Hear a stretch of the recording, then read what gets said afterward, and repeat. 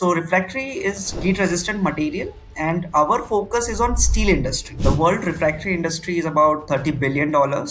Their growth has been nothing short of phenomenal, where they've consistently grown 100% year on year since they started in terms of revenue. Literally everything happens on WhatsApp these days, right? Even if you start off on email, it all comes to WhatsApp, and that's just how India works. So RHI is a $3 billion revenue company. In the last 5 years, they have bought every competition they have got in India. We closed at 27.3 crores, and year before that it was about 15 crores. Year before that it was 7 crores, and one before that it was 3.2 crores. Almost doubling. Having had three failed businesses before, I had some very key lessons with me that cash is everything. March 2019, we had got an order from company in UAE, and suddenly the customer says the order is cancelled because they had an accident in their plant.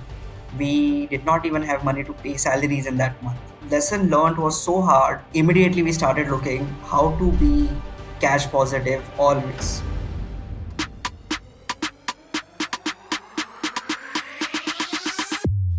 Welcome to the India Opportunity Podcast.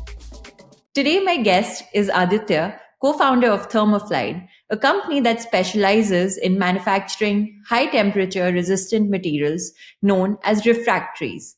They are suppliers to some of the largest PSUs in India, for example, BHEL and MIDHANI, and over 50 steel plants globally.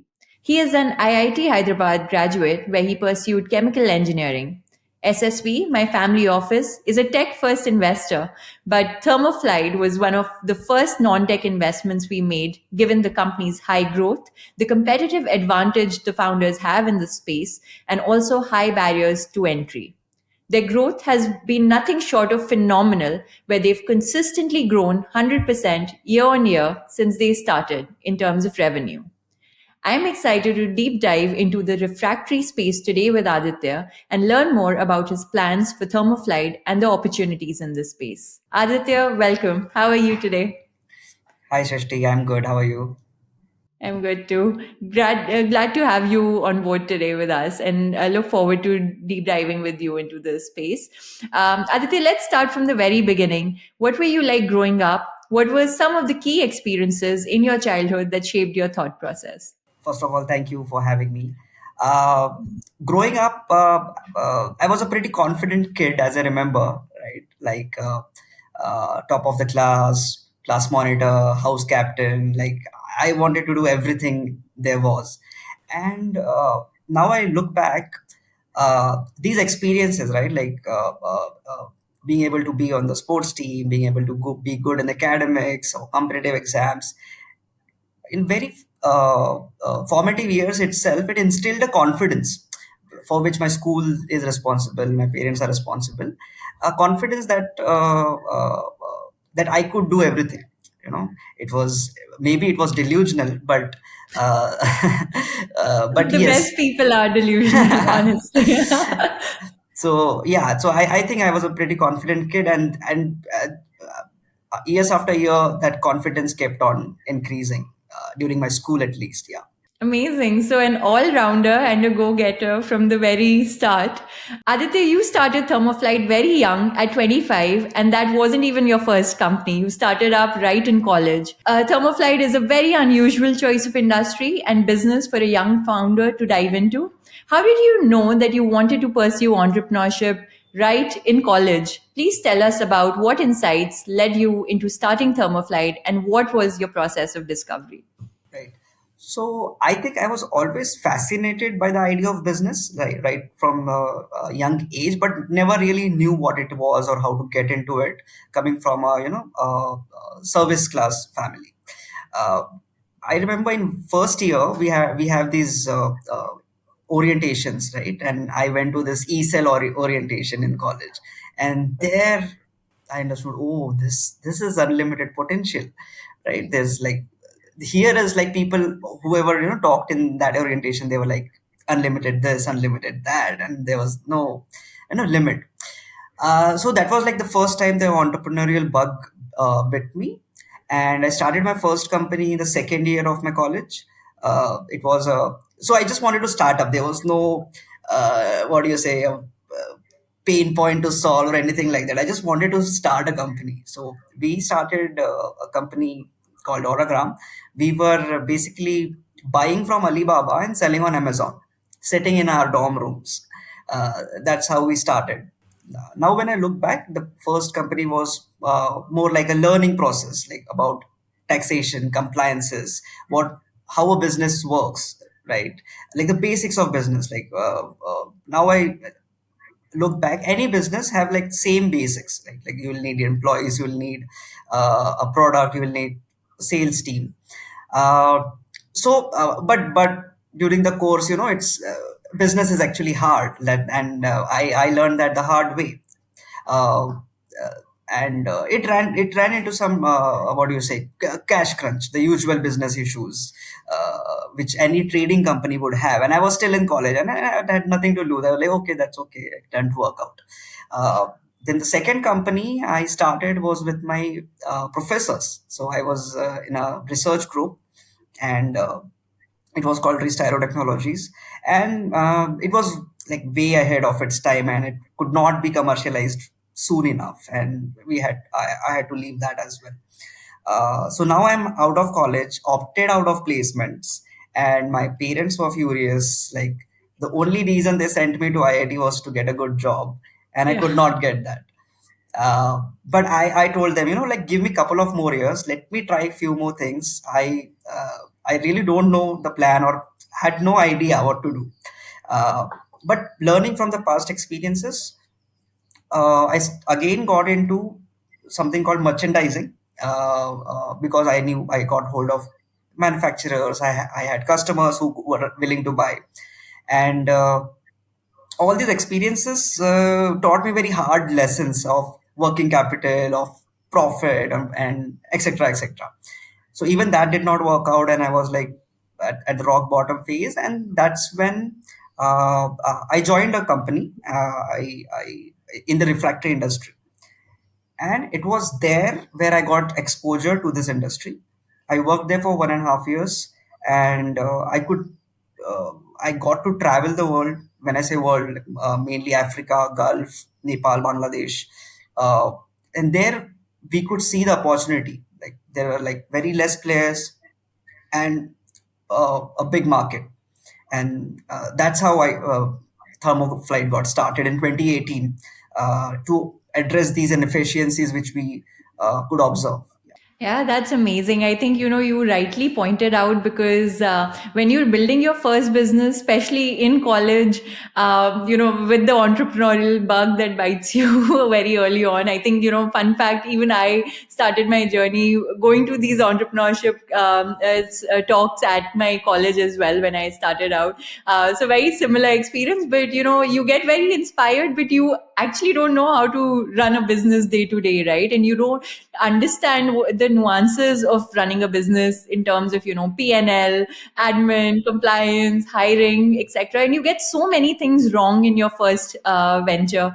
I think it's a great learning pad, but it's an expensive learning pad sometimes. But it does give you the launch pad to whatever you want to do next in terms of pursuing or like starting up again, or even in another setting if you want to go towards a job. But it gives you that foundational layer, right? Because Yes, you are set up for life in that sense. I think it's running your own business is the most humbling experience, yes, but yes, it yes. also prepares you for whatever is to come in the long run towards Yes, yes. you. I remember, like, my friends, my peers used to do assignments in the third year, and I was filing sales tax, in the same room.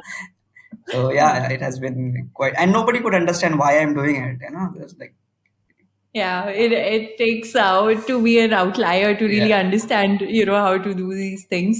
Let's zoom out a little bit, Aditya, and give people an overview of what the refractory space really looks like. Because a lot of people might not be aware of how it works at the end of the day. right. As a country, we were heavily dependent on European companies in this space, but that's changing rapidly with Thermoflyte's product offerings. How big is this industry and what is the lay of the landscape, if you can give us a better understanding?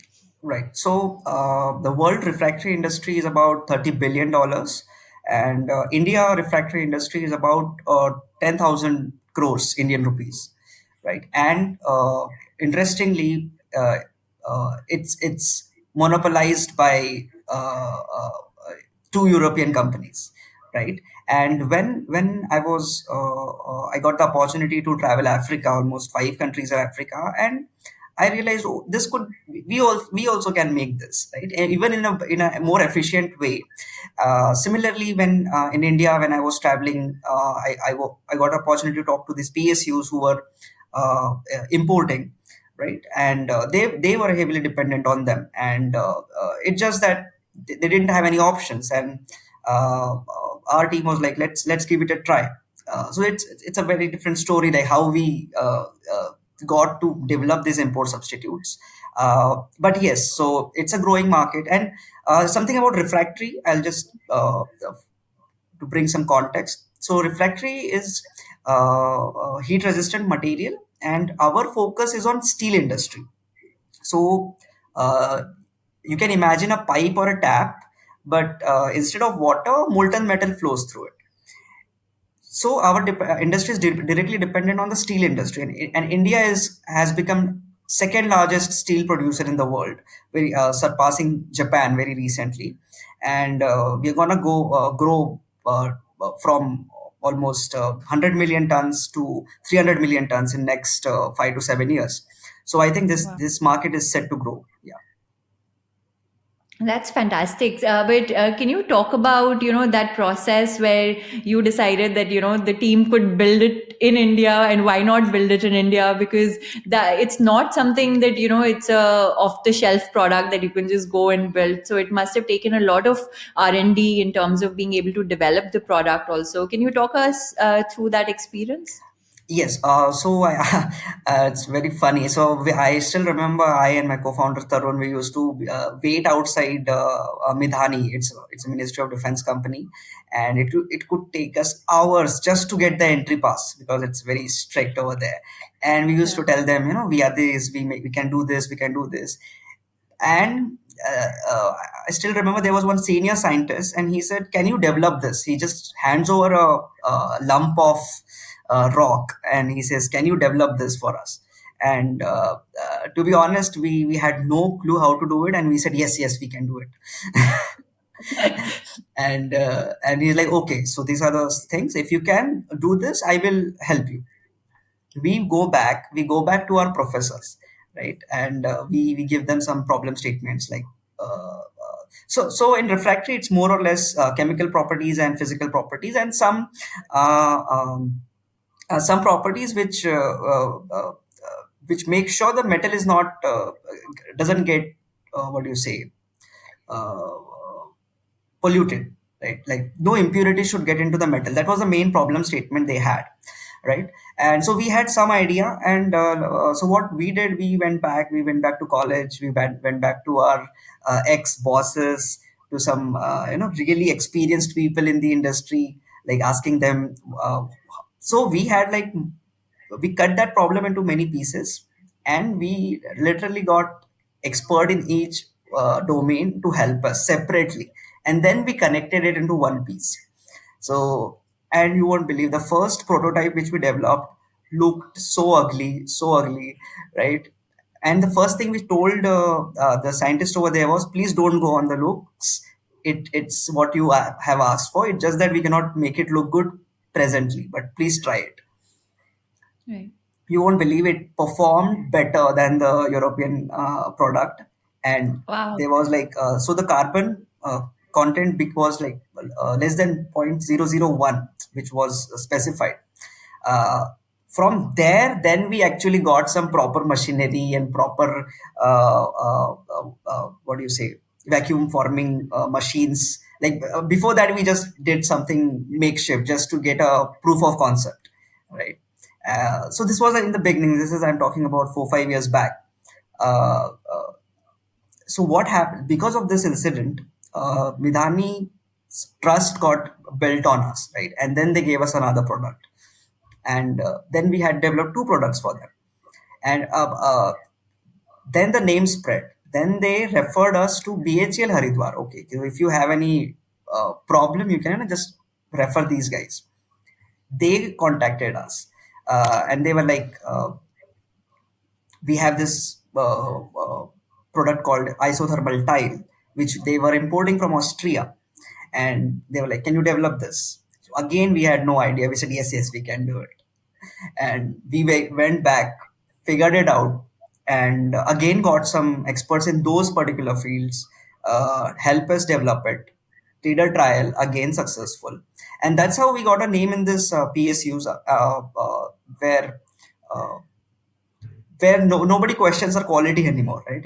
When I go to a normal steel plant, when I say a normal steel plant, somebody making TMT rods, right, or a mild steel or a stainless steel. These companies are making special steels, like Midhani is making super alloys for fighter jets, for example. So when I say I supply to them, automatically trust got built in this industry as well. uh, yes, so downside is it's not very scalable because there's only couple of Ministry of Defense companies. There is only one BHEL Haridwar, but yes, it set us for what do you say, the next stage. Yeah.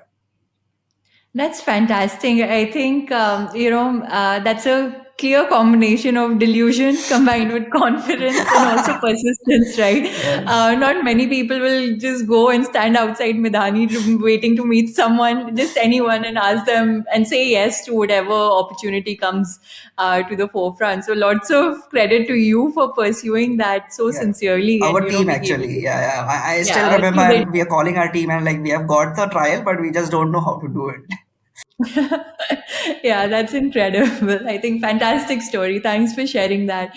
Now talking more micro, you've grown 100% year on year since you started. Clearly, you hit a product market fit where there's tremendous pull from your customers and they're switching to Thermoflyte from your competitors. Can you talk to us about what are the shifts that are happening in the industry and what are the tailwinds enabling Thermoflyte's growth?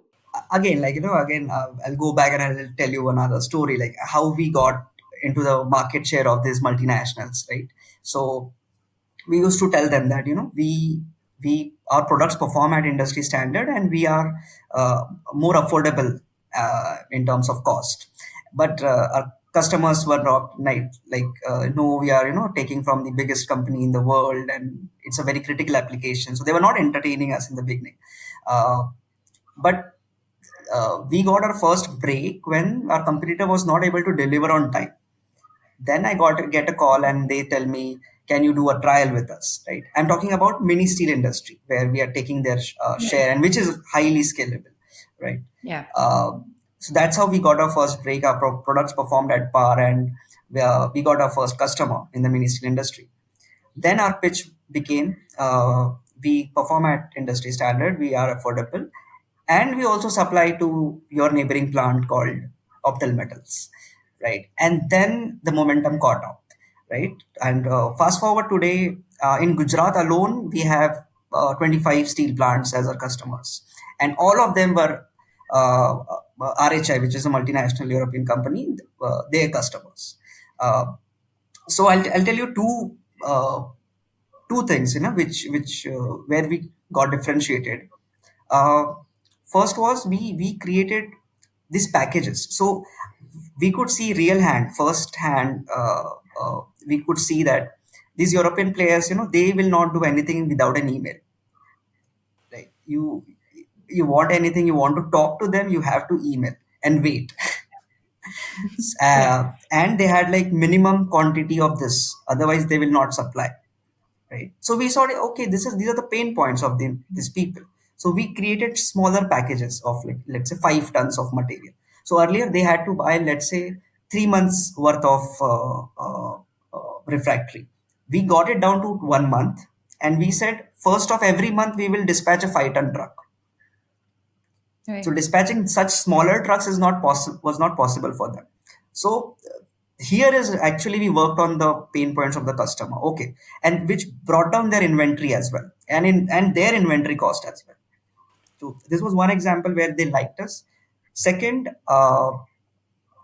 second was like we gave them the freedom, to give us purchase orders on WhatsApp, and we just gave them a WhatsApp number, and we said, "You just put a what do you say, a order number, and just you can just list it down, right?"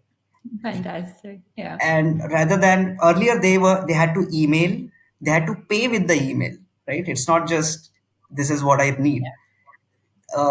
Earlier we used to give some credit to our early customers, which now has come down. But what I'm trying to say is that the level of convenience, right, is what moved them towards us.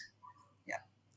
Yeah, I think that level of customer service, Yes. especially, a European competitor, which may or may not know how Indian nuances work, right? Yes. In Yes. terms of Yes. how people operate in India.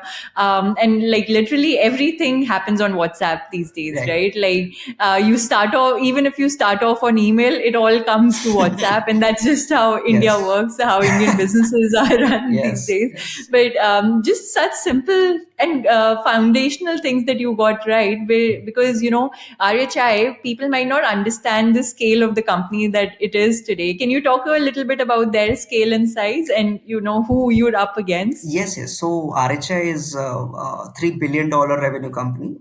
It's the largest refractory company, and they have been in the last 5 years. They have bought every competition they have got in India, right? Including the Almias, including OCL, Okay. including Calories. So I think they are in the process to buy them. It's not even done. But what I'm trying to say is they are really big, and they have like a monopoly of almost like 70% of Indian market they cater to.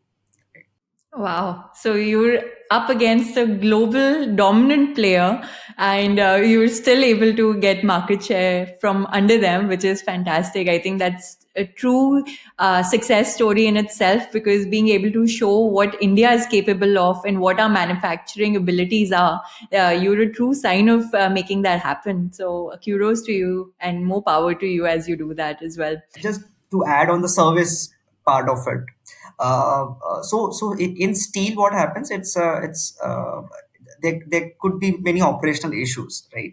And uh, earlier again they had to email the multinational company, and then they will send somebody in 1 week's time, and the customer had to pay for their cost, right?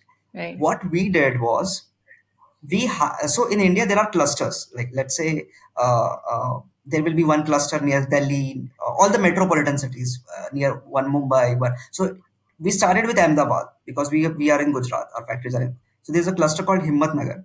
So what we did, we posted a person there full time, so he will live among the steel plants, you don't go anywhere. So now whenever we are hiring for that particular cluster. So we recently hired for Punjab, for West Bengal, for Jharkhand, and they don't need to come to office or factory. They just need to be with the customer. So that lead time for any service call is like less than 24 hours for us. Wow, that's amazing, because that's true delight in terms of customer experience, right? Where they were previously relying on someone to come. They might come, might not come. It all depends on what the company ultimately decides to do. Right. But that level of customer service, where your operator is literally living with them or Yes. within Yes. their steel plants, is Correct. just exceptional. I don't think anyone can outmatch that, right? That's phenomenal. So, diving deeper, can you talk about your business model and the unit economics in this space to give our audience a better understanding of the market, and how does Thermoflyde make money? Right. So it's a very straightforward business. We sell them products. So our products, for every ton of steel produced, they will need 6 to 8 kgs of refractory. Okay. Right. In terms of money, it comes around 200 rupees for every ton of metal produced, right? And for our customers, like it's on an average they make about what do you say, 80 to 100 tons per day, right? So our average ticket size per customer is 5 lakhs per month. Like I'm taking an average, it can go up as high as 30 lakhs and as low as 2 lakhs. uh, and our goal is to get 500 customers in next 4 to 5 years, which amounts to almost 300 crores of revenue. Yeah. Right. Can you talk a little bit about your past growth? Because you've literally grown 100% year on year. Whatever number Yeah. you are comfortable sharing with our audience Sure, today. sure. So this year will be closing. We closed at 27.3 crores, And Wow. yes, and year before that it was about 15 crores. Year before that it was 7 crores, and one before that it was 3.2 crores. Yeah, Doubling literally yeah, every year yeah, on yeah. year. Almost doubling, and yeah, have been very lucky to have the right resources at the right time, right people at the right time, right infrastructure at the right time. So just to speak about the infrastructure, we started with a very small piece of land, about zero point 0.4 acre of land in Bachau in Kutch. Then in couple of years, that place became too small for us.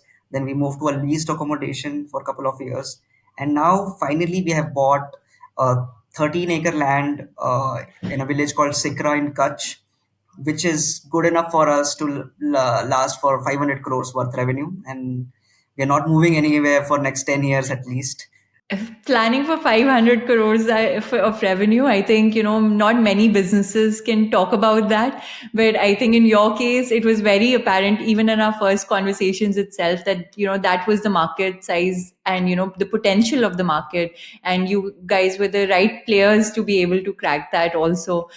In our first conversation itself, you were very clear about your path to an IPO. Not many founders can say with such certainty that their business has the potential to go public.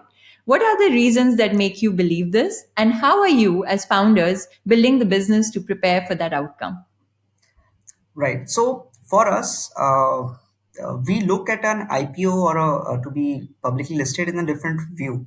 For us, to be publicly listed is something like a company which can become a public company. For what I'm trying to say is, we are trying to become a company which can go public, right? By that I mean a company which has a revenue of more than 200 crores, which has a profits of 30-40 crores, which has employees more than which has like good enough employees. So when we say like we are sure that we can go public, is what we mean is we want to become a company with a sizable revenue, with sizable profits, with a sizable employee strength. Yes, and we are sure of it because first 2 years were really tough, right? We had no idea what we were doing and in which direction we were going, or whether it will work or not work. But from the third year onwards, we figured out what it is, right? And then it was all about scaling it up little by little. So now we are very sure about that. Okay, this will scale up to a size where we can easily say yes, we are ready to go public. Got it. Yeah. And, with 300 to 500 crores of revenue in sight, I think you are best positioned to be able to really go onto that path. But tell us about the first 2 years, because you said there was a lot of uncertainty at that point and it was not very clear as to what the business would evolve into. Can you tell us a little bit more about that time? And also, was there self doubt that you dealt with, having run a business before and, not being able to make it? So how did you overcome that? Self doubt was like every day for the first year. And Yeah. the thing was, we five of us just moved out of our city lives and just moved to a remote village in a godforsaken place, and our lives just changed overnight, right? So we had no access to Uber or Swiggy or any city amenities, right? And we just had an idea, and we just had uh, so to be honest, we were living one day at a time back then, right? And uh, there were no angels, or there were no VCs, or there were no banks to support. So even the initial capital, the land and building we got, was in exchange of shares, interestingly. And then we bought it all back. That's uh, so I still remember we and having have had three failed businesses before, I had some very key lessons with me, right? That cash is everything, right? So what we were doing in the first year, second year, we were taking advance from customers and taking credit from vendors, and that was the only way to survive. And I still remember this is very interesting. In March 2019, we had got an order from a company in UAE, and again we had no support from banks, no support from any angel, nothing till then. And suddenly the customer says the order is cancelled because they had an accident in their plant, and we had bought the inventory for them, and all our money was stuck in that inventory. We did not even have money to pay salaries in that month. That was March 2019, and that was the only month ever where we could not pay salaries. And the lesson learned was so hard that uh, immediately we started looking how to be cash positive always, right? And that made us think, and that's when we started approaching people that okay, we don't need it, but we have to have it as a, these are the very normal lessons any entrepreneur should know, but we learned it the Yeah. very hard way, right? I think most entrepreneurs do. You don't know what you don't know until you get in the midst Yes, of it. And yes, I yes. think that's what I never happens. knew I would learn the working capital gap lesson this hard way. Yeah. Yeah. Yeah.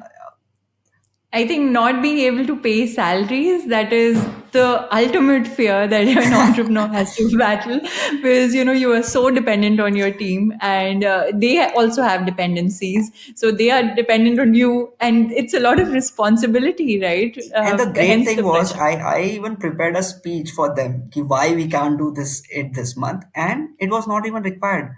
Like there were five of them, and they were like, okay, we know it got cancelled, and we have no money.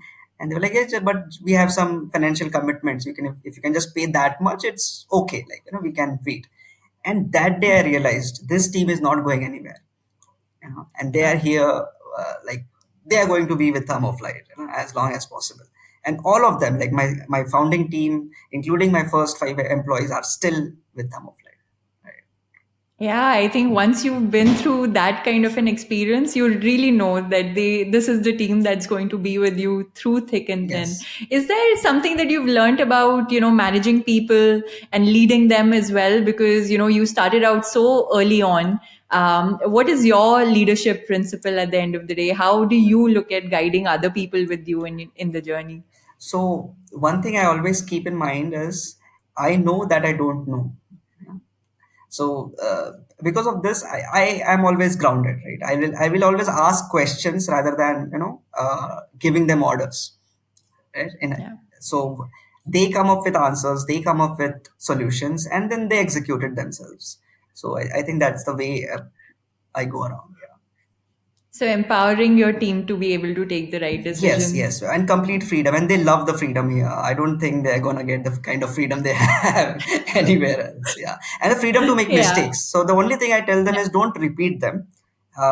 Make as many mistakes as possible, no issues, but don't repeat them. Yeah, Yeah, yeah. Learn the lesson the yeah, first yeah. time around. Yes, yes, yes. Obviously, you have been able to crack government tenders where most people don't even understand how to get their foot in the door. You already shared the story of how you made that happen. But the government can be a huge potential customer, but most people fear the delays, lack of payments on time, and broadly corruption as well, which historically we've dealt with as a country. You were able to establish these connections and convert some of the biggest PSUs as your paying customers, and more importantly, repeat customers. So, how did you invest in building these relationships, and how have you sustained working with them over this period of time? Right, right. Actually, that's a good question. So I'll give you an example. So for BHL Haridwar, they don't have an option, like they don't have any other Indian option. So that's why there's no question of corruption or anything that comes place, because they have to buy.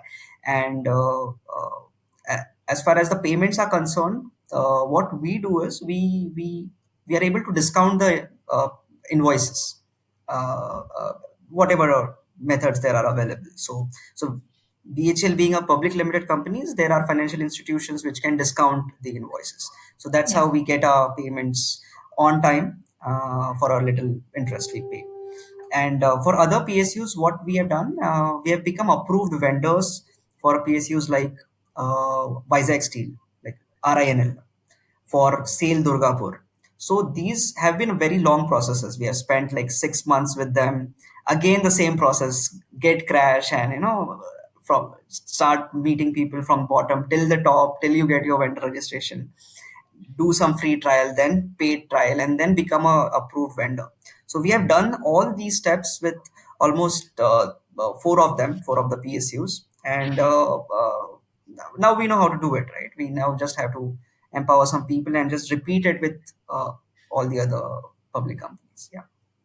Got it. Can you talk about invoice discounting also a little bit, because that is so key to the business, but a lot of people might not be familiar with how the model works. Right. So for us, there's a platform called tREDs, where you can just upload your invoice, which has been approved by your PSU or your private company customer as well, and there, uh, uh, the financial institutions bid for your invoice.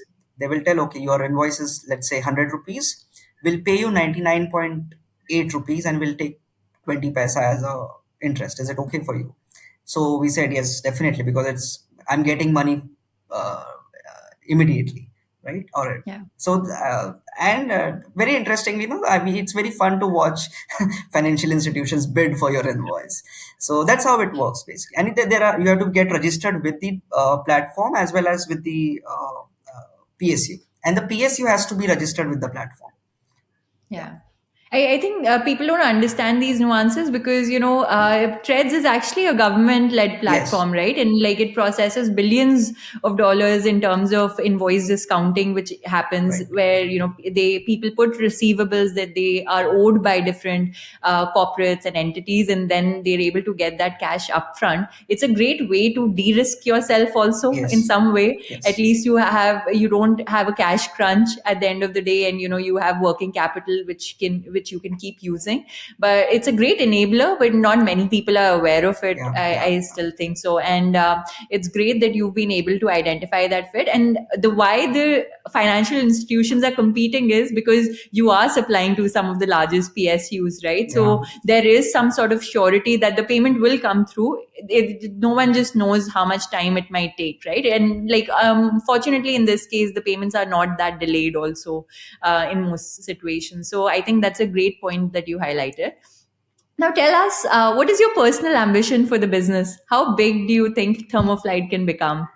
Uh, so my personal ambition is, I want to be able to employ at least 1,000 people in Thermoflight, in coming 5 to 7 years. And as far as how big it can become, I would like to see it becoming a 1,000 crore revenue company in next 7 to 10 years. Yeah. So 1,000 is the key number here. How did you come up with that number? It just makes so yeah. So interesting story. So.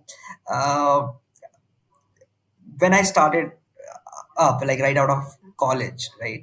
And so I was like, why is it so difficult? Like I'm putting so much effort. Is it just for money? That was the always question. Like, if I had to have, like, if money was the goal, I could have just done the job, right? I could have taken a job. So there has to be something bigger, like. And I did not know what that bigger was until we went to Bhachau, we went to Kutch in our first year, and we were able to employ some local people, right? Hmm. And there it was like the first time I could see uh, the first hand impact on our workers, right? Some of the female workers were able to send their kids to school just because they now had a stable income, and so and I was like, yeah, this is it. This is worth my effort. and Yeah. and then I realized, okay, so how do I quantify my impact, right? And then I just randomly thought, okay, I think generating 1,000 employment in India is a good enough impact for this lifetime. And that's how it I ended. honestly feel you'll end up doing much more than that. But yeah, ground level impact for Yes. sure gives you a great sense of meaning and a deeper purpose Yes. behind just pure play capitalism, right? At the end Yes. of the Yes. day. Yes. So Yeah. money cannot be my sole motivator. It that's what I have understood about myself. Yeah. Yeah, I think that was very apparent in our conversations also when we spoke initially. Aditya, you're building in a space that a lot of VCs and tech funds, like in my world, will never understand, or they will never want to back a business like this, because it's a very traditional business model at the end of the day. Right. But you have been able to raise funding Yeah. from different angels and industry leaders. Talk to us about that process as well. How have the fundraising conversations been? And for founders who might be building in traditional industries, what would your experience and learnings be to share with them? Right. So, to be honest, we also never imagined that we could raise on angel list or we could get a VC term sheet, right? Because, but my I'm blessed with kind friends. They literally pushed me to talking to people. Like, what's harm in talking? So there I got an opportunity to talk to a lot of people, including you, right? And so I still remember my very early conversations with VCs, especially. They were like, "Oh, you cannot give us 50x returns. This is what we want, and the most you can do is 20x or something like that." And I was like, "Yeah, you're right. I cannot. In my industry, it's 50x is not the norm, or things like that." And but what I learned was, oh, I can give 20x returns. What the conclusion I got from that talk was. And then I went to the Yeah. next call and I was like, okay, I can give you 20x returns. And they just started thinking, "Ki, why this very specific number?" Then I used to tell them the previous interview story. And then what happened? People started looking at us like what do you say? Not entirely a traditional company. We are a traditional company with uh, uh, innovative approach in it, right? We are trying to solve the pain points of the customers, but at very grassroots level. So and then when I explain them the market size and what we have been able to do with our team, uh, then they call us low risk and medium reward. This is the terms I heard from Yeah. people, low risk, medium reward. And I think nothing bad in low risk, right? Absolutely. I don't know why, there's so much hype about taking the highest risk possible, but a lot of the most famous investors who've actually invested, they all talk about de-risking yourself as much as possible. A lot of them actually talk about making very, very calculated bets where the risk of losing money is absolutely zero, right? Or as close to negligible as possible. And personally, I actually really disagree with what people told you. And I think I told you that as well. Because, traditional manufacturing industries in India, at least, have been some of the biggest multi-bagger opportunities that have come out of India, be it across consumption, be it across commodities. There have been so many industries that were disrupted completely, and those ended up becoming 3,000x returners Right. also, right? So it wasn't just something which gave them a 50x return. I think people are not getting the opportunity Yeah. right, ultimately, if they're thinking too small. Because this is a much bigger opportunity, and you're literally displacing a European company Right. which is $3 billion in revenue. I Yes. don't know how people don't understand that the opportunity is right in front of them. But I guess, everyone talks about how, this is more of a private equity play and not a Yeah. VC play, Yeah. which I get, because, the fund cycles are much shorter. Yeah. They do need to return the capital in, say, 8-10 years. And ultimately, and unfortunately, what happens in those cases is that they end up being more short-sighted in nature, Yeah. where they cannot imagine what will happen to the business, say, 12-15 years hence, right? So Yes. they're thinking in terms of fund cycles, and that is why possibly you're getting this feedback, in my opinion. Right, right. But what's happening is, like, I'm taking those feedbacks and telling it to the next person I'm talking to, and he's like, okay, oh yeah, you're right. Like, and then it's so now I think the what do you say, the mood has changed. Like, I'm talking to almost three, four people, like private equity and VCs, and they Yeah. are taking the interest because it has an IPO potential. Yeah. Yeah, and plus you've delivered 100% year-on-year growth. I Yes. don't Yes. think, a lot of tech plays, and we are tech first investors, right? Yes. But I cannot say that for most of my portfolio companies, unfortunately. But to have that consistency and high growth is not possible across different industries. And but you've accomplished that. So, a lot of credit to you. And, there's a lot to be said about getting more informed as you go through these investor conversations, Right. because the investors, every no is actually an opportunity to learn if you really Yes. think about it, because you're being told the reasons why you cannot work. And if you just fix those issues, or if you refine your pitch in the sense that, you take care of those issues and considerations that other people have, then it's actually in Yeah. your Yeah. benefit and it's constructive at the end of the day, I feel. Yes, yes, yes. It's a very nice experience for me. So I told my team, like, so I'll be spending some of my time in this now. So I'll be, offloading some of my operations to you guys or to the new people joining us. So, and Yeah. it's fun. It's fun. Yeah. Yeah, all the best to Yeah. you as you go through that. And I think we are working closely on it together as Yes. well. So there will be something good that materializes. But are there any specific challenges or setbacks that you faced in your life that played a significant role in shaping your perspective and approach? I know you spoke about failed businesses earlier. If you want to go deeper into that or highlight some other aspects, whatever you want.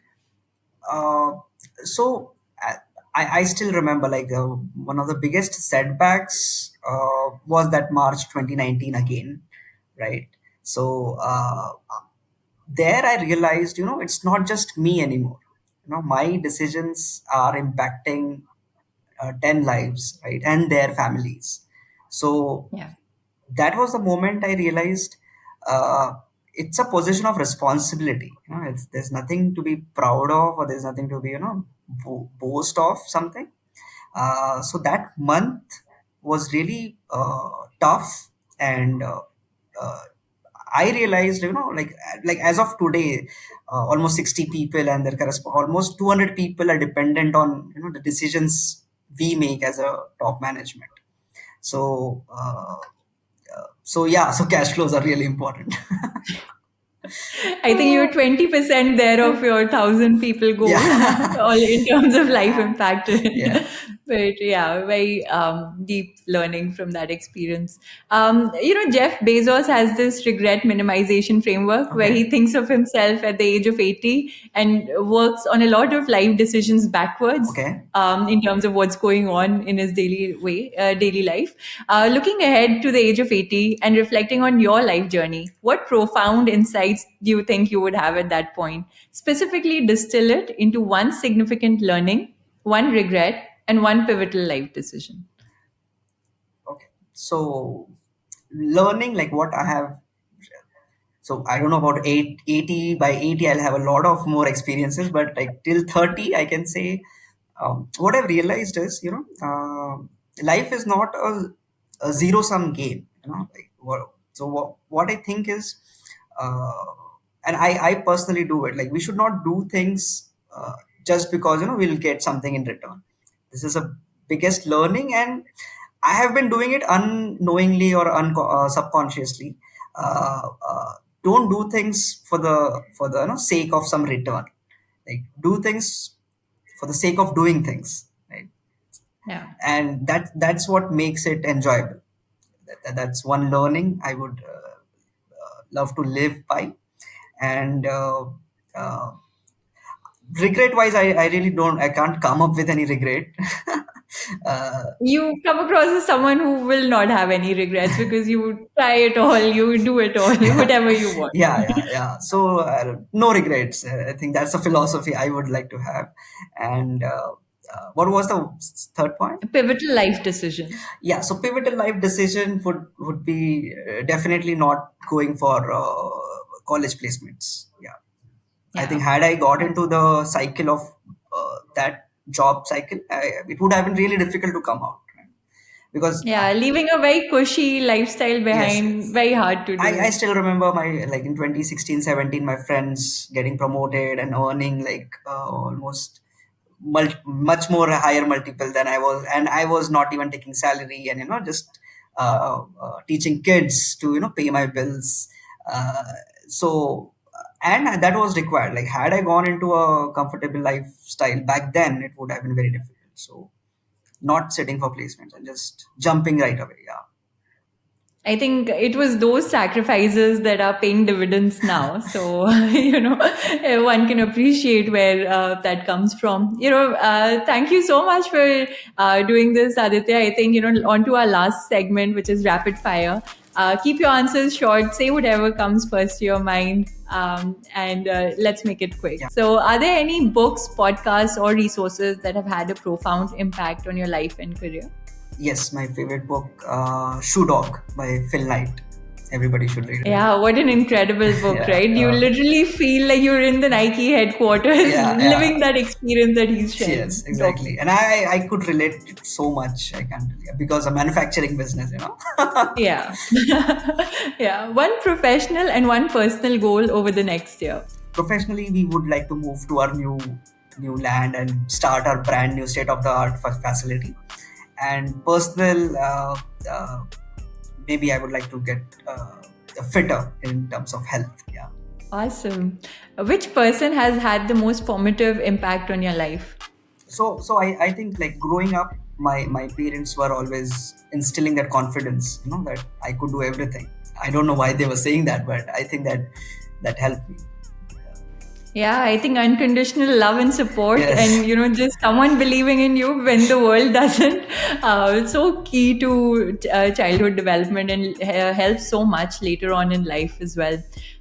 If you were to write a book about your life, what would the title be? From the scratch. Amazing, love it. Name one of your role models. So growing up, Dr. Baba Saheb Ambedkar has always been my role model. The way he has come up from where to where, yeah. So he is the one. Amazing. And what are you most proud of?